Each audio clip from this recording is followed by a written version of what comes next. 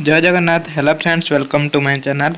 आज ये वीडियो आम +3 सेकेंड सेमिस्टर जोटा रोचे आमर SCC paper life skill education unit 4 गोटे सिलेक्शन लॉन्ग क्वेश्चन डिस्कसन करवा। तो पूर्व वीडियो मानकर आम यूनिट 1 सब जाक लॉन्ग क्वेश्चन डिस्कसन कर यूनिट 2 सब लॉन्ग क्वेश्चन डिस्कसन करते यूनिट 3 भी सब जाक लॉन्ग क्वेश्चन डिस्कसन कर जो मैंने से वीडियो देखी ना जाकि प्रथम देखी ने यूनिट 4 आम सब जाक देखु यूनिट 4 आम सब जाक लॉन्ग क्वेश्चन एक सब डिस्कसन कर जो मैंने से वीडियो देखी ना प्ले लिस्ट को जी सब जाक वीडियो मिल जाव। आज ये वीडियो गोटे क्वेश्चन आम रही जाता जोटा आम लास्ट आज यूनिट 4 सर आम टोटाल लॉन्ग क्वेश्चन आज डिस्कसन सर।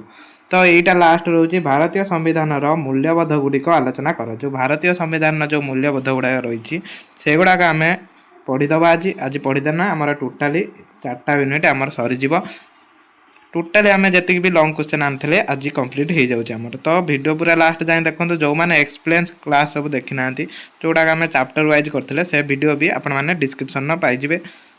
डिस्क्रिप्शन भी मुझे लिंक देदेमी आदि आपण मैंने प्ले लिस्ट को जी मिल जाव मुझे डिस्क्रिप्शन ये लिंक आउ लगौ ना आपण मैंने प्ले लिस्ट पाइबे सब जाक वीडियो प्ले लिस्ट पाइबे। चलते आउ डेरी करवानी वीडियो आरंभ करवा। देखो क्वेश्चन टा ये देखी नि भल भाव में क्वेश्चन हूँ भारतीय संविधान मूल्यबोध गुड़िक आलोचना कर। भारतीय संविधान मूल्यबोध ये भारतीय संविधान मूल्यबोध संविधान हूँ गोटे राष्ट्र राजनैतिक जन्म पत्रिका। संविधान हूँ गोटे राष्ट्र राजनैतिक जन्म पत्रिका कहीं संविधान अनुसार राष्ट्र चलता है। राष्ट्र समस्त आईन कानून संविधान प्रणयन करता है। यह हूँ राष्ट्र मौलिक आईन जहाँ राष्ट्र आदर्श और लक्ष्य स्थिर करता है। यह हूँ कौन राष्ट्र गोटे मौलिक आईन यह कौन करे राष्ट्र आदर्श और लक्ष्य को स्थिर करता है। संविधान हूँ राष्ट्र दर्पण सदृश आईन सदृश। संविधान केतक मौलिक आईन एक पत्रिका एकत्र पंजीकरण को बुझाए। यह गोटे राष्ट्र सरकार संगठन और कार्यकारिता को नियंत्रण करे। यह कौन करता है ये जो संविधान था यहाँ कौन करे गोटे राष्ट्र जो सरकार आ संगठन और कार्यकारिता सबू नियंत्रण करता है। आईन द्वारा संविधान प्रत्येक राष्ट्र जनसाधारण आशा आकांक्षा को प्रतिफलन करता है। यही संविधान लोक मानकर राष्ट्र प्रति अनुगत्य धारा को स्वतः प्रभुत्व करने पथ सुगम करता है। समस्त निर्भर करे संविधान प्रणयन व्यवस्था उपरे। यही सब कौन संविधान प्रणयन व्यवस्था उपरे भरोसा करे जमी आम राष्ट्र कौन हो आम संविधान अनुसार चलती। तो सहीपरी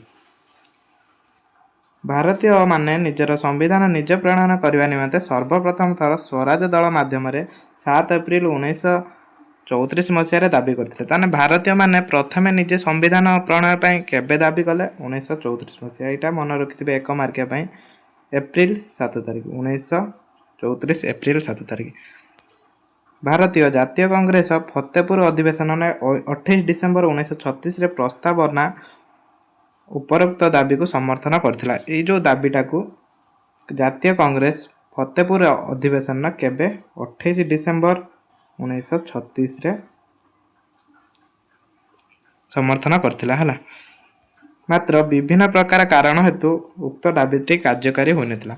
किछि कारण थिला जो दाबी कार्यकारी हेलानी किंतु 1942 मसीहा गठित होइतिबा कमिटी द्वारा भारतीय मानक संविधान प्रणयन दाबी को अनुष्ठानिक भाव में स्वीकृति प्रदान करथिले।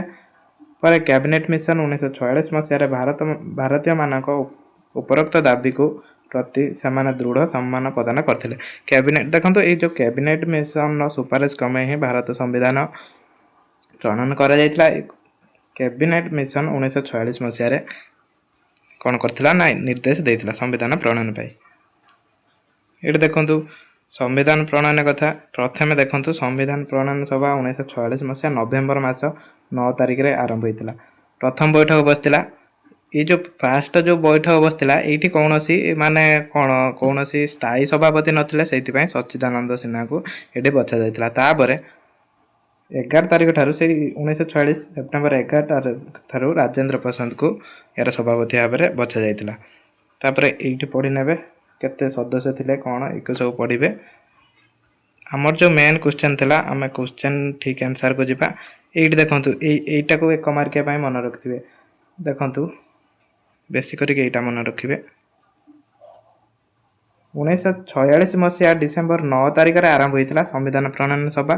तापरे ସରିଥିଲା କେବେ 1949 ନଭେମ୍ବର 26 ତାରିଖରେ ସରିଥିଲା, କିନ୍ତୁ କାର୍ଯ୍ୟକାରୀ କେବେ ହେଲା 1950 ଜାନୁଆରୀ 26। ଏଇ ତିନିଟା ଭଲ କିନି ମନେ ରଖିଥିବେ। ଟୋଟାଲ ସମ୍ବିଧାନ ସଭା କେତେ ଦିନ ଲାଗିଥିଲା? 2 ବର୍ଷ 11 ମାସ 18 ଦିନ। ସମ୍ବିଧାନ ଅଭିମୁଖ୍ୟ, ଏଇଟା ହେଉଛି ସମ୍ବିଧାନ ଅଭିମୁଖ୍ୟ। ନିମ୍ନଲିଖିତ ଏଇ ଯେଉଁ ଅଭିମୁଖ୍ୟ ଗୁଡ଼ା ରହୁଛି, ପ୍ରଥମ ହେଉଛି ନ୍ୟାୟ। ଜାତି, ଧର୍ମ, ବର୍ଣ୍ଣ, ଶିକ୍ଷାଗତ ଯୋଗ୍ୟତା ଇତ୍ୟାଦି ନିର୍ବିଶେଷରେ ଭାରତ ପ୍ରତ୍ୟେକ ଜନସାଧାରଣ ସାମାଜିକ, ଅର୍ଥନୈତିକ, ରାଜନୈତିକ ନ୍ୟାୟ ପ୍ରଦାନ କରାଯିବ। ଏଇ ଯେଉଁ ସମ୍ବିଧାନ ଅନୁସାରେ ଆମର କ'ଣ, ଏଇଟା ହେଉଛି ସମ୍ବିଧାନର ଅଭିମୁଖ୍ୟ। ସମ୍ବିଧାନ ମୂଲ୍ୟବୋଧ ପଢ଼ିଲେ ଏଇଭଳିଆ ଲେଖିବେ। କ'ଣ ହେଇଛି ନା, ଜାତି, ଧର୍ମ, ବର୍ଣ୍ଣ, ଶିକ୍ଷା, ଯୋଗ୍ୟତା ଇତ୍ୟାଦି ନିର୍ବିଶେଷରେ ଭାରତରେ ପ୍ରତ୍ୟେକକୁ ସମସ୍ତ ଅଧିକାର ଦିଆଯାଇଛି, ଯେଉଁଟା ସାମାଜିକ, ଅର୍ଥନୈତିକ, ରାଜନୈତିକ ନ୍ୟାୟ ପ୍ରଦାନ କରାଯାଇଛି। ସ୍ୱତନ୍ତ୍ରତା।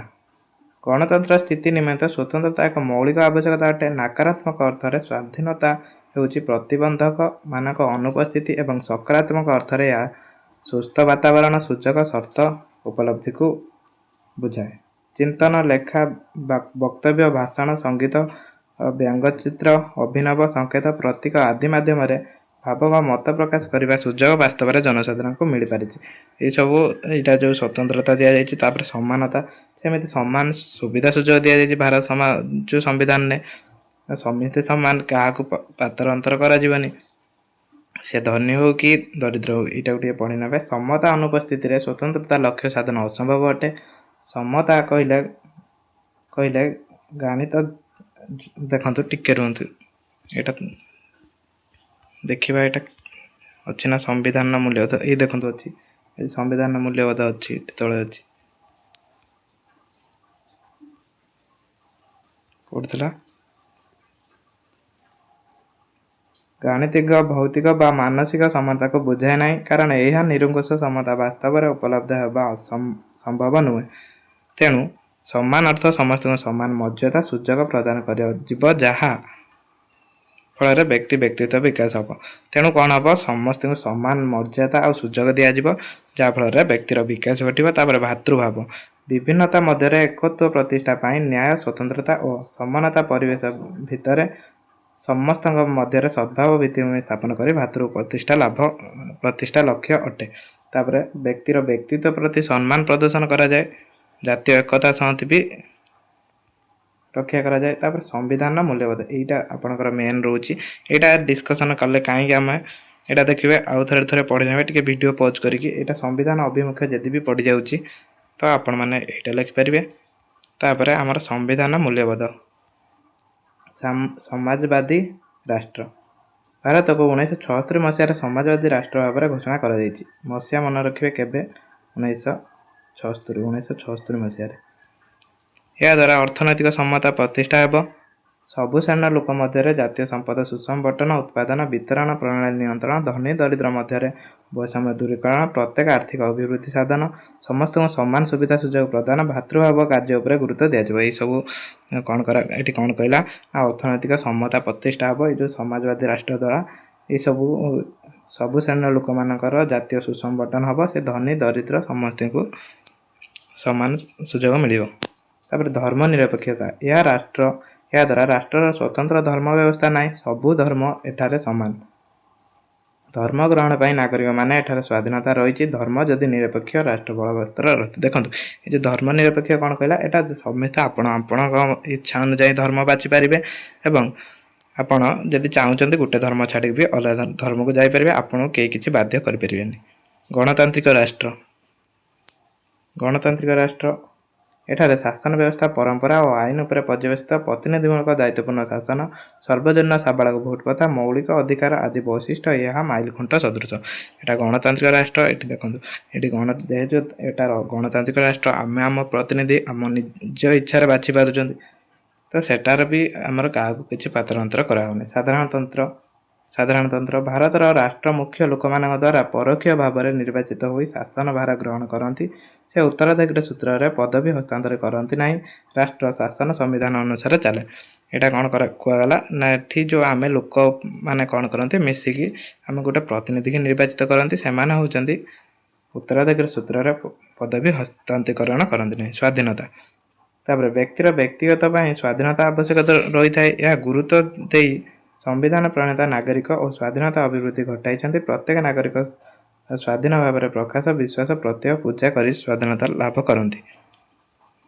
तापर समानता सेमती समानता गणतंत्र एक स्तंभ सदृश समानता बिना स्वाधीनता मूल्यहीन जदि समानता नहीं ताने स्वाधीनता मूल्यहीन जदि समस्त समान भाव में न देखा तो केमिति आपण क्या स्वाधीनता दे पारे सेटा हूँ नागरिक मान मध्य समानता प्रतिष्ठा करने संविधान लक्ष्य सबु नागरिक मध्य जमी समता प्रतिष्ठा करा शासन आगे आईन सम्मुखें कौन भेदभाव रही शासन निरपेक्ष समता आदर्श प्रतिष्ठित। तापर न्याय न्याय अर्थ सत्यर अनुसंधान आम संविधान मुख बंधरे घोषणा करा जायछि जे नागरिक मानक सामाजिक अर्थनैतिक राजनैतिक न्याय प्रदान कर देखो आम संविधान कौन कहुई सामाजिक न्याय अर्थनैतिक न्याय राजनैतिक न्याय समस्त दिज्व से जाति धर्म निर्विशेष समस्त से धनी हो कि दरिद्र हो कौन से व्यक्ति न्याय पाइबा जेपरि वंचित न हो से प्रति राष्ट्र दृष्टि दब या द्वारा श्रेणी विभिन्न समाज प्रतिष्ठा हो पार।